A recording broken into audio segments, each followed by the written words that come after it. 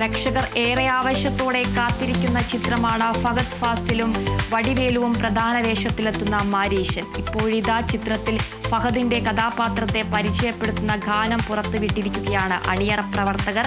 Faf song എന്നാണ് ഗാനത്തിന് പേരിട്ടിരിക്കുന്നത്. ഈ ലിറിക്കൽ വീഡിയോ ഇതിനോടകം തന്നെ പ്രേക്ഷകർ ഏറ്റെടുത്തു. മലയാളത്തിൽ ഇതുവരെ ഫഫയുടെ പേരിൽ പാട്ടൊന്നും വന്നില്ലല്ലോ എന്നാണ് ഇതിന് പിന്നിലെ ആരാധകരുടെ ചോദ്യം.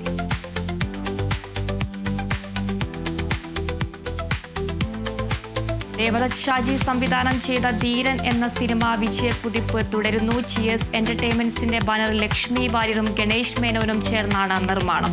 പ്രേക്ഷക പിന്തുണയോടെ മുന്നേറുന്ന സിനിമ സിംഗിൾ സ്ക്രീനുകളിലും മൾട്ടിപ്ലക്സുകളിലും ഹൗസ്ഫുൾ ഷോകളുമായി മുന്നേറുകയാണ്. ഹാസ്യത്തിന് ഏറെ പ്രാധാന്യം നൽകുന്ന ചിത്രത്തിൽ ആദ്യ അവസാനം വരെ പ്രേക്ഷകരെ ചിരിപ്പിക്കുന്ന രീതിയിലൂടെയാണ് അവതരിപ്പിച്ചിരിക്കുന്നത്.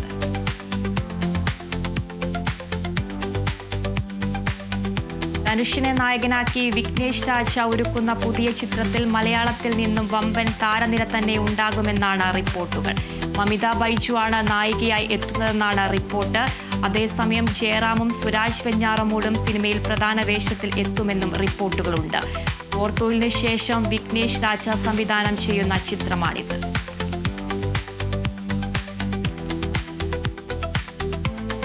ഹിന്ദിയിൽ അരങ്ങേറ്റം കുറിക്കാനൊരുങ്ങി സായി പല്ലവി. നടിയുടെ ആദ്യ ബോളിവുഡ് ചിത്രം റിലീസിനൊരുങ്ങുന്നു.